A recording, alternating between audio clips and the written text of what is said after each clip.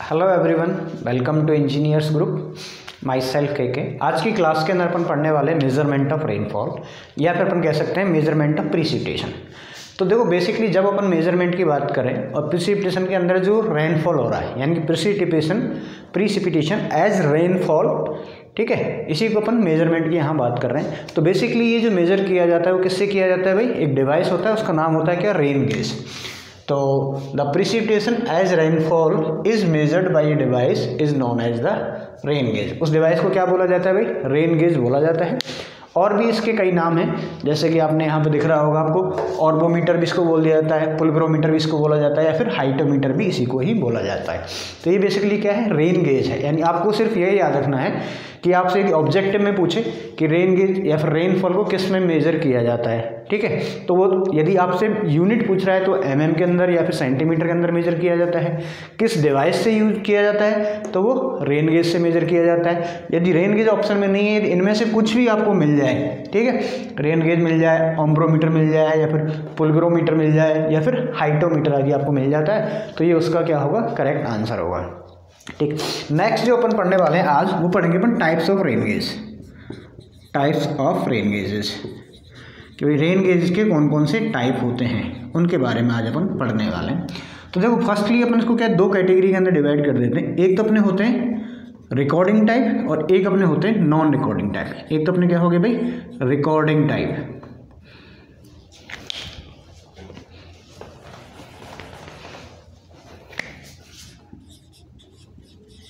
Recording type और एक हो जाएगा अपना non recording type. Non recording type, ठीक है। तो रिकॉर्डिंग टाइप के अंदर तो डेटा हमेशा रिकॉर्ड होकर रहेगा, जबकि नॉन रिकॉर्डिंग टाइप के अंदर नहीं होता है। अब रिकॉर्डिंग टाइप के अंदर कौन कौन से पढ़ने वाले हैं अपन? वो अपन तीन टाइप के रेन गेज यहाँ पे पढ़ने वाले हैं। एक तो अपना होगा टिपिंग बकेट। Tipping bucket. एक होगा अपना वेइंग बकेट। एक होगा अपना वेइंग बकेट। और एक अपना होगा फ्लोटिंग टाइप। फ्लोटिंग टाइप या फिर इसको बोल जाता है साइफन टाइप। साइफन टाइप, ठीक है। तो ये तो अपने क्या होगी? रिकॉर्डिंग टाइप होगी। और नॉन रिकॉर्डिंग टाइप के अंदर अपन एक पढ़ेंगे साइमंस। सिमॉन्स बोल दो, साइमंस बोल दो, सिमंस टाइप, ठीक है।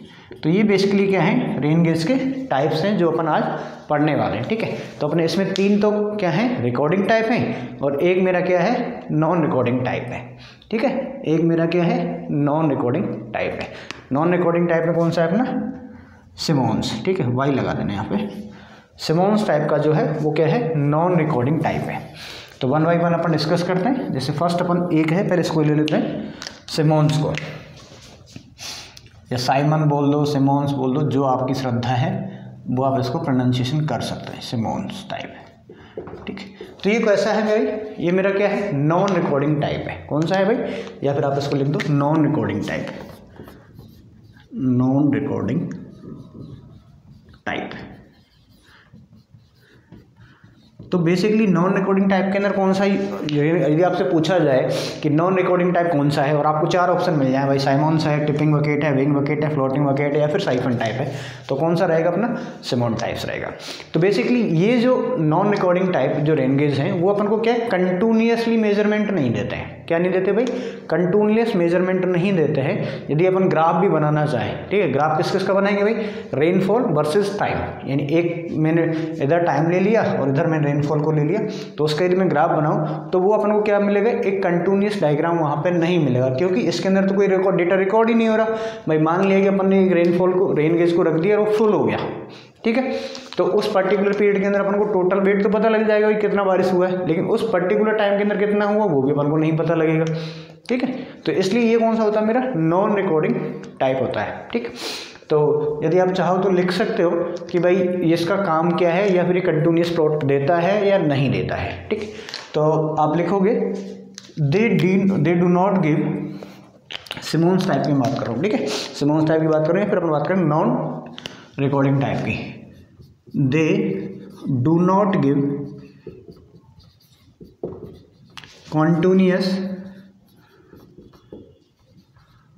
कंटिन्यूस मेजरमेंट बात कर लो या फिर कंटिन्यूस प्लॉट, ठीक है, continuous plot of rainfall versus time, rainfall versus time, यानी अपन टाइम और रेनफॉल का जो ये डायग्राम बना है, ठीक है, वर्सेस बोल दो या फिर अगेंस्ट बोल दो, एक ही बात है, आप अगेंस्ट लिख देना, अगेंस्ट टाइम। तो ये नहीं देता है, पहली चीज़ तो अपन को ये याद रखना है, कंटिन्यूसली नहीं देता है। इंडिया के अंतर्गत जो यूज़ किया जाता है वो कौन सा यूज़ किया जाता है, सिमोन्स, आप चाहो तो ये लिख सकते हो, mostly Simmons rain gauge used in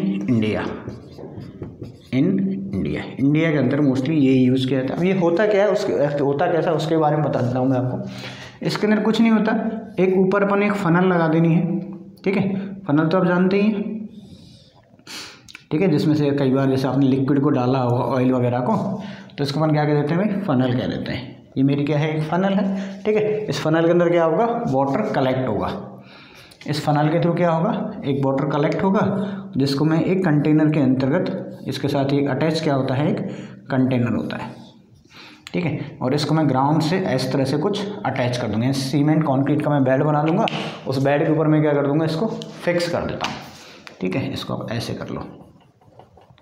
ये कुछ इस तरह का होता है।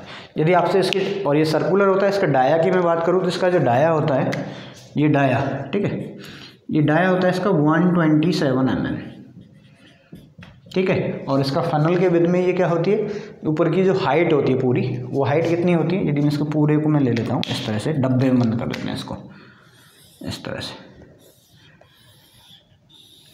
ठीक। तो इसकी जो हाइट होती है सिमोन्स की, वो होती है 305 mm। कई बार ऑब्जेक्ट में पूछ लिया जाता है, ठीक है। तो ये अपनी कितनी होती है भाई, 305 mm, ये इसकी हाइट होती है, ठीक। तो डाया तो कितना हो गया 127 mm, हाइट कितनी हो गई 305 है। अब जो भी रेनफॉल होगा, रेनफॉल क्या होगा, इस फनल की हेल्प से इसके अंदर कलेक्ट होता हुआ चला जाएगा, और यहाँ से अपन को पता लग जाएगा पर्टिकुलर एरिया के अंदर डेप्थ की टर्म में कि कितना रेनफॉल यहाँ पे हुआ है, ठीक। तो जब भी अपन इसकी इंस्टॉलेशन की बात करते हैं तो इसको कहाँ इंस्टॉल किया जाता है, एक ओपन एरिया के अंतर्गत इंस्टॉल किया जाएगा। इसको कहाँ इंस्टॉल किया जाएगा भाई, एक ओपन एरिया के अंतर्गत ही इंस्टॉल किया जाएगा, जहाँ पे कोई भी बैरियर ना हो। क्या ना हो भाई, बैरियर नहीं हो। मान लिया कि बारिश हो रही है और कोई बैरियर ही हो गया तो पूरी तरह से वाटर इसके अंदर कंप्लीटली आएगा नहीं, तो कंप्लीट आएगा नहीं तो क्या नहीं होगा, मेजरमेंट कंप्लीट ढंग से नहीं होगा, ठीक है। तो इसको कहाँ लगाया जाएगा, ओपन एरिया के अंतर्गत लगाया जाता है, ठीक है। और उसके अंदर भी 2-3 कंडीशंस रखनी जाती हैं कि मान लिया अपन ओपन एरिया के अंदर तो लगा लिया इसको, ठीक है, लेकिन इससे जो भी बैरियर वगैरह है, ठीक है, उस बैरियर से क्या है, दूर लगाना। जो नियरेस्ट ऑब्जेक्ट का जो बैरियर है उससे एटलीस्ट 2 हाइट, यानी बिल्डिंग की जिसमें हाइट बताई 10 मीटर है, तो 10 मीटर से दोगुनी यानी 20 मीटर दूर लगाना है ओपन एरिया के अंतर्गत भी, ठीक। और इसका जो मेनली इंडिया के अंदर जो रेनफॉल का जो मेजरमेंट है वो तो आपको पता ही होगा कि 8:30 बजे सुबह लिया जाता है, ठीक। तो और जो कि पिछले 24 घंटे के रेनफॉल को डिनोट करता है। तो अभी अपन बात कर रहे थे किसके, सिमोन्स की बात कर रहे हैं। एक तो कहाँ इंस्टॉल किया जाता है, ओपन एरिया के अंतर्गत कंक्रीट की फाउंडेशन पे। तो it is installed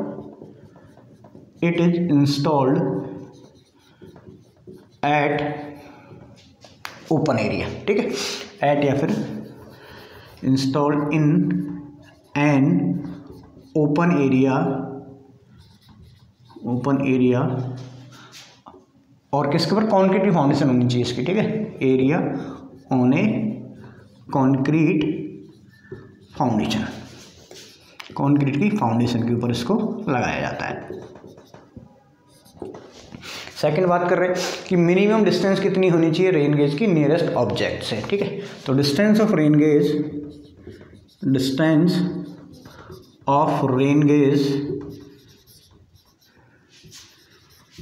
from nearest object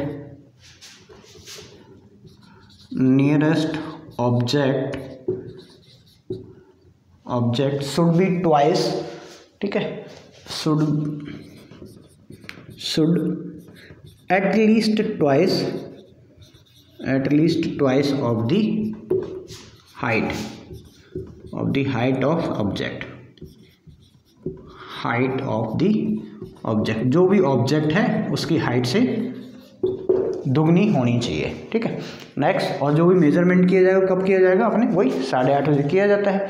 तो measurement are to be done, measurement are to be done at 8:30 AM, 8:30 AM, ठीक है। And reported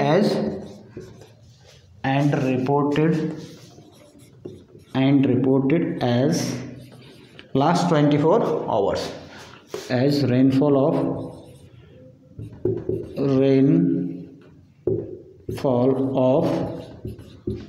last 24 hours, 24 hours. यानी आपने 8:30 बजे आप रेनफॉल को मेज़र करने गए और अगले दिन 8:30 बजे आप आके मेज़र कर लोगे कि लास्ट के 24 घंटे के अंतर्गत कितनी बारिश हुई है। तो ये अपना क्या है, सिमोन्स हो गया। नेक्स्ट अपन बात करते हैं रिकॉर्डिंग टाइप की, recording type rain gauge. Now comes to the recording type rain gauge. तो बेसिकली देखो रिकॉर्डिंग टाइप रेन गेज क्या होते हैं, जिसके अंदर एक तो अपन को क्या है, कंटिन्यूस प्लॉट अपन कर सकते हैं रेनफॉल वर्सेस टाइम, या फिर टाइम के अगेंस्ट अपन रेनफॉल को कंटिन्यूसली क्या कर सकते हैं, रिकॉर्ड कर सकते हैं और उस डेटा को अपन एक ग्राफ के ऊपर रिप्रेजेंट कर सकते हैं। तो मेरा अपना क्या होता है, रिकॉर्डिंग टाइप होता है, ठीक है। तो इस इंस्ट्रूमेंट की अपन बात करें, किसकी बात कर रहे हैं, रिकॉर्डिंग टाइप रेन गेज की रिकॉर्ड की बात कर रहे हैं। The instrument records the graphical variation of the rainfall. इसके अंतर्गत अपन ग्राफ ड्रॉ करते हैं, क्या करते हैं भाई, एक ग्राफिकल रिप्रेजेंटेशन होता है किस किस के बारे में, rainfall and total collected quantity in a certain time interval, यानी एक पर्टिकुलर टाइम के अंतर्गत कितना वाटर का रेनफॉल हुआ है उसको एक ग्राफ के वेरिएशन के द्वारा दिखा दिया जाता है, ठीक है। तो इससे अपन को क्या पता लग जाता है, इंटेंसिटी ऑफ रेनफॉल, यानी इतने घंटे के अंदर कितने mm बारिश हुई, ठीक है। तो इंटेंसिटी को किस में मेजर किया जाएगा, mm पर आवर के अंतर्गत। फिर अपन बात करते हैं रिकॉर्डिंग टाइप रेन गेजेस की। तो फर्स्ट जो अपना आता है वो अपना है टिपिंग बकेट। क्या है भाई, tipping bucket type, tipping bucket type. तो देखो ये रेनफॉल के अंदर क्या होता है, सबसे पहले तो ऊपर एक क्या होता है, कलेक्टर या फिर कंटेनर अपन कह सकते हैं। एक सर्कुलर क्या होता है, कलेक्टर, ये अपना क्या हो गया, सर्कुलर कलेक्टर, यानी कि एक सिलेंड्रिकल वेसल है जिसके अंदर पानी को इकट्ठा किया जा रहा है, ठीक है। अब इसके अंदर यहाँ पे क्या आएगा, रेनफॉल आएगा, ये रेन वाटर रहेगा, और ये क्या रहेगी अपनी फनल, इसको अपन क्या बोल देते हैं भाई, फनल बोल देते हैं। ये अपनी क्या है, एक फनल है। इस फनल की हेल्प से अपन क्या करेंगे, इस वाटर को गिराएंगे इसके ऊपर, ठीक है। अब जैसे ही इसके ऊपर ये कितना 0.25 mm तक यदि गिर जाएगा, रेनफॉल कितना हो जाएगा मेरा, 0.25 हो जाएगा। इसके अंदर वेट ज़्यादा हो जाएगा तो ये घूम जाएगी, ये दूसरी वाली। अब ये जैसे घूमेगी तो ये इस तरह से रोटेट कर जाएगी, जैसे वेट ज़्यादा होगा तो ये ऐसे होती जाएगी और ये ऐसे रोटेट कर जाएगी, ठीक है। इसको पूरे जो कंपार्टमेंट को नाम दे देते अपन रिजर्वायर। क्या नाम दे देते भाई, ये रिजर्वायर हो गया।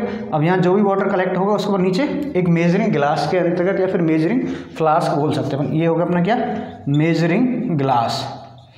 इसके अंदर क्या कर लेंगे, इकट्ठा कर लेंगे और इसको मेजर कर लेंगे कितना रेनफॉल इसके अंदर पर्टिकुलरली हो रहा है। तो ये अपना क्या होगी, टिपिकल डायग्राम होगी। क्या क्या चीज़ होता है इसके अंतर्गत भाई, दो कंपार्टमेंट का क्या होता है, एक रेन गेज होता है, ठीक है। 2 कंपार्टमेंट टिपिंग बकेट, ये जो दो हैं इसके अंदर, ठीक है। तो ये क्या हो गया, 2 कंपार्टमेंट टिपिंग बकेट हो गया मेरा। रेनफॉल आया, फनल की हेल्प से इसके ऊपर गिरेगा, 0.25 mm के बाद ये रोटेट कर जाएगा, उसका रिजर्वायर के अंदर चला जाएगा, रिजर्वायर से वाटर को अपन मेजरिंग ग्लास के अंतर्गत ले जाएंगे। क्लियर है यहाँ तक टिपिंग बकेट। तो इसके अंदर ये लिखना है आपने, क्या लिखना है कि इसके अंदर क्या होता है, एक पेयर होता है किसका, टिपिंग बकेट का, ठीक है। ये बकेट कब फॉल करता है, जब रेनफॉल मेरा कितना हो जाए, 0.25 हो जाता है, ठीक है। तो the pair of bucket, the pair of bucket, यानी किसकी बात कर रहे हैं, पेयर ऑफ बकेट की बात कर रहे हैं जो यहाँ पे है, ठीक है। इसको इस तरह से बैलेंस किया जाता है, आरसो balance that when 0.25 mm of rainfall into one bucket if tip bring the other bucket in the position। जैसे ही इसके अंदर 0.25 mm रेनफॉल आएगा तो ये क्या कर जाएगी, दूसरी बकेट को उस पर्टिकुलर प्लेस के अंतर्गत ले आएगी, ठीक है। तो the pair of bucket are also balanced that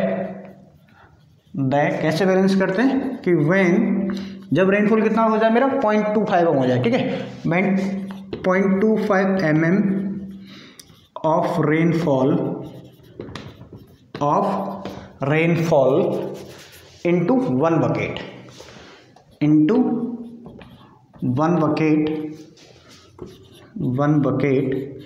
यानी कि एक बकेट के अंदर कितना आ गया 0.25 mm रेनफॉल आ गया, तो क्या हो जाएगा, दूसरी आ जाएगी, ठीक है। When 0.25 mm rainfall bucket into one bucket it brings the another bucket, ठीक है, bring the another bucket in position, तो दूसरी बकेट को अपनी पोजीशन के अंदर ले जाएगी। अगेन इसमें 0.25 हो जाएगा, इसको आगे की तरफ करते हुए चले जाएंगे, ठीक है। अब ये जो टिपिंग बकेट है, ये जो टिपिंग है, ठीक है, ये जो एक्टिवेटर एक इलेक्ट्रिक पेन के साथ क्या होती है, अरेंज होती है, जो कि अपने क्लॉक वर्क ड्राइवन चार्ट होता है, एक चार्ट होगा, उसको नाम दे दिया क्लॉक वर्क ड्राइवन चार्ट। उस चार्ट के ऊपर उस इलेक्ट्रिक पेन से क्या हो जाएगा, एक ग्राफ बनता हुआ वहाँ पे नजर आएगा, उसी को अपन क्या कह देते हैं भाई, वो अपने ग्राफिकल वेरिएशन को दिखा देता है ये रिकॉर्ड को, तो उसी के लिए अपन क्या कहते हैं, इसको रिकॉर्डिंग टाइप रेन गेज बोल देते हैं, ठीक है। तो दिस टिपिंग एक्टिवेटर बोल दो या फिर एक्टिवेट्स बोल, ठीक है, this tipping activates the electric pen, यानी ये क्या कर देता है, इलेक्ट्रिक पेन को एक्टिवेट कर देता है। उसका काम क्या होता है, टू ट्रेस द वेरिएशन, ये डायग्राम को ट्रेस कर देगा, ठीक है, ट्रेस द रिकॉर्ड, और किसके ऊपर रिकॉर्ड करके चलता है, clock wise on a clock work driven, record on a clock work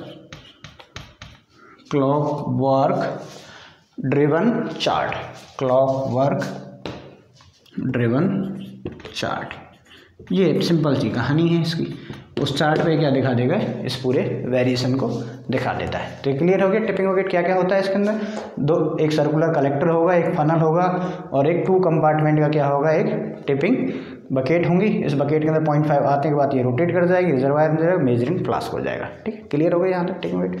next अपन पढ़ते हैं अब फ्लोटिंग टाइप, या फिर अपन फ्लोटिंग टाइप पढ़ लो या फिर पहले वो पढ़ लो वेइंग बकेट। हाँ जी, तो अब अपन बात करते हैं वेइंग बकेट की, ठीक है।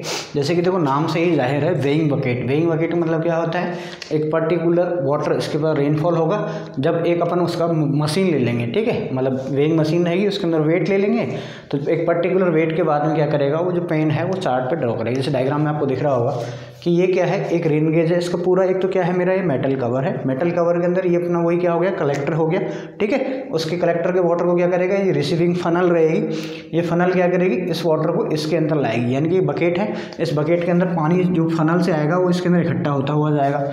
अब जैसे जैसे वाटर मेरा आएगा तो इसका क्या हो जाएगा, वेट बढ़ता हुआ जाएगा। नीचे अपन ने क्या लगा रखी है, स्प्रिंग बैलेंस लगा रखी है, यानी पर्टिकुलर वेट के बाद में क्या हो जाएगी, स्प्रिंग दबने लग जाएगी।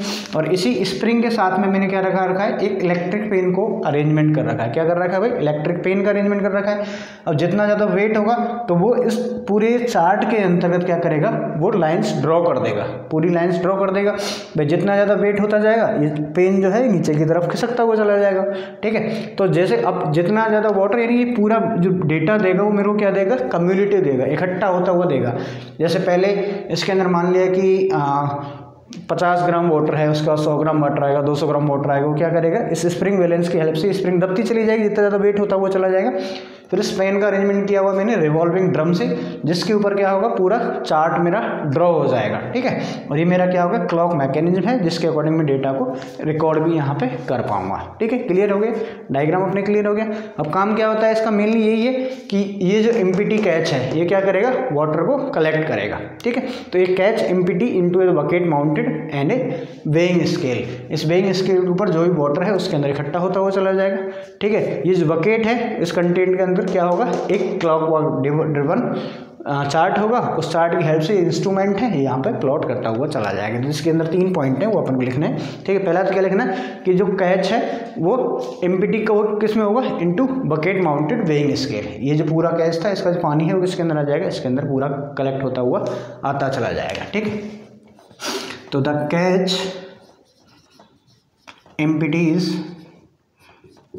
एमपीटीज किसके अंतर्गत, इनटू ए बकेट,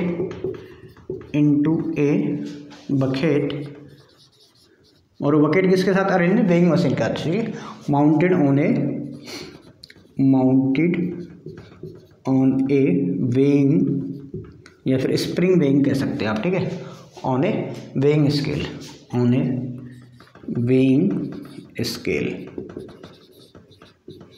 ठीक है। नेक्स्ट अपन को क्या याद रखना है भाई, ये तो इसकी कहानी है भाई कि जो वेट ऑफ बकेट है वो किस तरह से रिकॉर्ड करता है, ठीक। The weight of the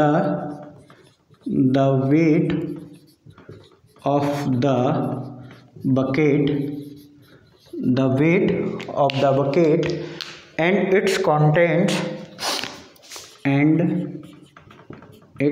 contents यानी जो भी बकेट का बकेट है इसके अंदर जो भी कंटेंट है, ठीक है, are recorded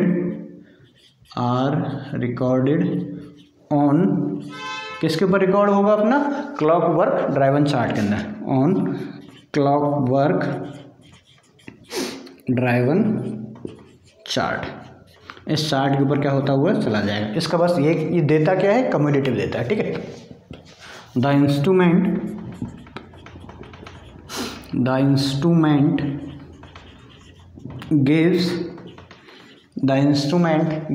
a plot of cumulative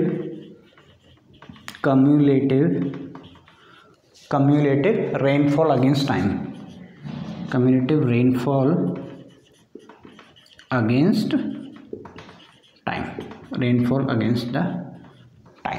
clear हो गया, ठीक। इसी को अपन मास कर्व बोल देते हैं, मास कर्व, ठीक। तो ये कहानी तो मेरी किसकी हो गई भाई, वेइंग बकेट टाइप की हो गई। वेइंग बकेट के अंदर पर वो क्या याद रखना है, ऊपर एक अपना कंटेनर रहेगा, कलेक्टर कंटेनर, उसको एक फनल के साथ अरेंजमेंट किया जाएगा।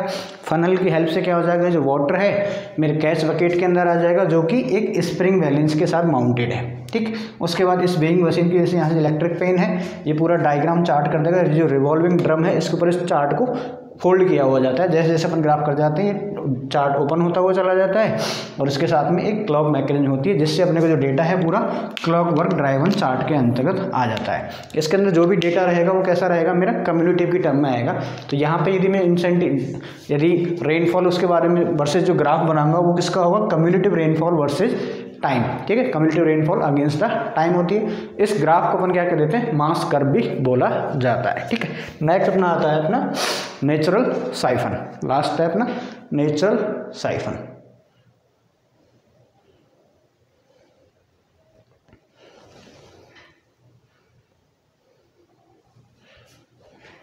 ठीक है, तो नेचुरल साइफन आपको यहाँ पे दिख रहा है,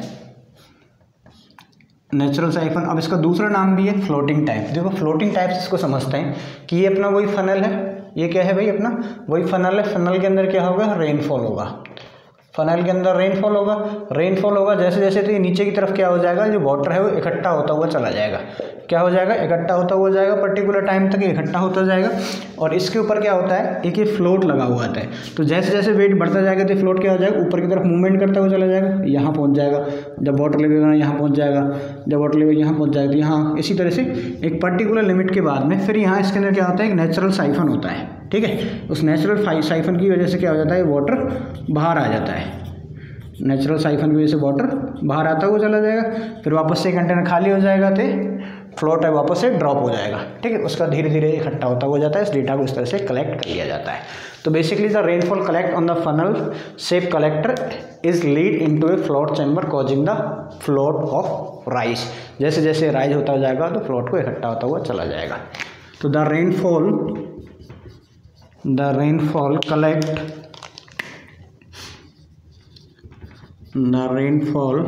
कलेक्ट किसके अंदर कलेक्ट होगा, पहली बात तो ये आपको याद रखनी, फनल की हेल्प से होगा, ठीक है। किस में होगा, कलेक्टर के अंतर्गत। तो ये पूरा ही क्या है, कलेक्टर है, ठीक है। The rainfall collected in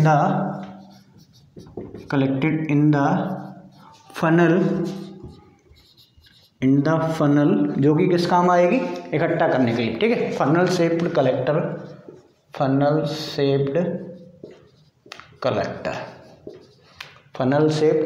collector in lead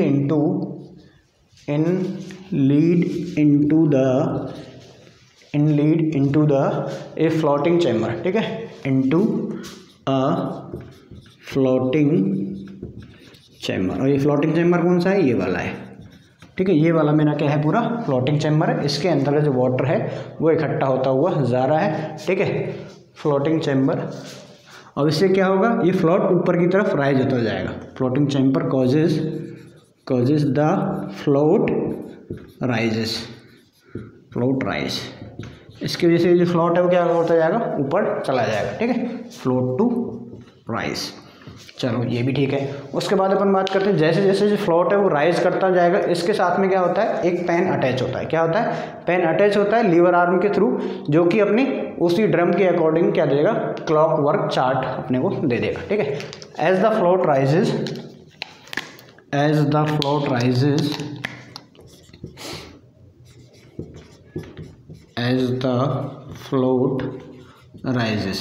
यानी कि जैसे जैसे जो फ्लोट है वो ऊपर की तरफ आता जाएगा, ऊपर, ठीक है। तो उसके साथ में क्या रहेगा, एक पेन अटैच रहेगा। ए पेन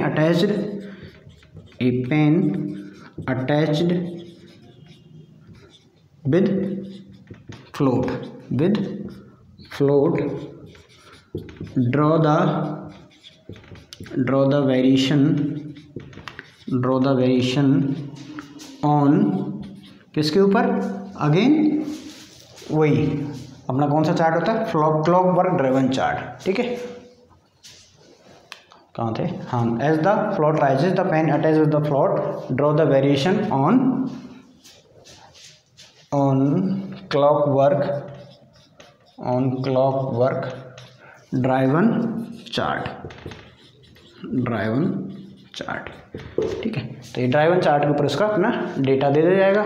इसके साथ में अपने क्या होता है, एक मैकेनिज्म होती है, जैसे ही अपना ये फुल होता है, जैसे मेरा ये बकेट की फ्लोट पूरी तरह से फुल हो जाएगा, तो एक नेचुरल साइफन का वहाँ पर अरेंजमेंट होता है, जिससे वापस से चैम्बर है वो क्या हो जाता है, एम्प्टी हो जाता है, जैसे अपने एक पहले से जो सेट किया हुआ मैक्सिमम लेवल के ऊपर पहुँचता है, ठीक है। तो ये साइफन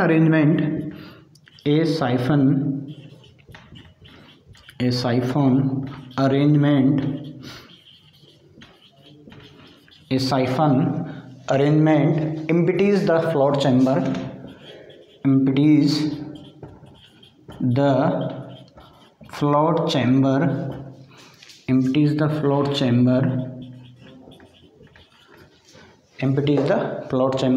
when the float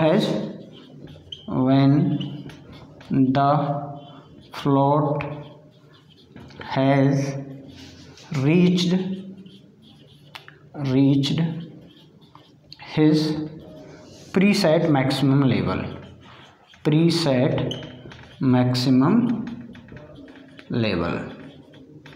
यानी पहले से जो मैक्सिमम लेवल सेट कर रखा है, उसके बाद पहुंचते ही वो क्या हो जाता है, पूरा मेजर रेन गेज है वो क्या हो जाता है, एम्प्टी हो जाता है, ठीक है। तो आज की क्लास के अंदर अपने रेन गेज पढ़ा। रेन गेज के अंदर अपन 2 टाइप्स पढ़े। पहला था अपना नॉन रिकॉर्डिंग टाइप, जिसको सिमंस बोलते हैं अपन, इंडिया के अंदर सिमंस यूज़ किया जाता है। फिर अपन ने पढ़ा रिकॉर्डिंग टाइप। रिकॉर्डिंग टाइप के अंदर 3 पढ़े, टिपिंग बकेट, बेइंग बकेट और नेचुरल साइफन। तीनों का अलग अलग प्रिंसिपल था। टिपिंग बकेट के अंदर क्या था, जैसे मेरा जो रेनफॉल है 0.25 mm तक पहुँचेगा, तो जो 1 बकेट का जो 2 कंपार्टमेंट जो अटेचमेंट था वो क्या हो जाता है, रोटेट कर जाता था, और उससे अपने को वापस जो डेटा मिल जाएगा अपने किसके ऊपर, जो भी अपना क्लॉक वर्क ड्रिवन चार्ट है उसके ऊपर। दूसरा था वेइंग बकेट, एक पर्टिकुलर वेट के बाद में इलेक्ट्रिक पेन है, इसके अंदर ड्रॉ कर देगा अपना पूरा डायग्राम। इसके अंदर याद रखना है, ये अपन को accumulative rainfall versus against the time देता है। तो इस तीसरा अपना था नेचुरल साइफन या फिर फ्लोटिंग टाइप। इसके अंदर क्या होता है, वही फनल है, एक अटैचमेंट होता है फ्लोटिंग चैम्बर के अंदर, चैम्बर के साथ में एक फ्लोट अरेंज होता है। जैसे जैसे राइज होता जाएगा फ्लोट ऊपर की तरफ बढ़ता जाएगा, एक पर्टिकुलर लिमिट के बाद में क्या कर देगा, ये मेरे को एक एम्प्टी कर देगा साइफन की हेल्प से, ठीक है। तो इस तरह से अपन ने पढ़े आज की क्लास के अंदर रेन गेजेस। बाकी अपन पढ़ेंगे नेक्स्ट क्लास के अंतर्गत। Thank you very much.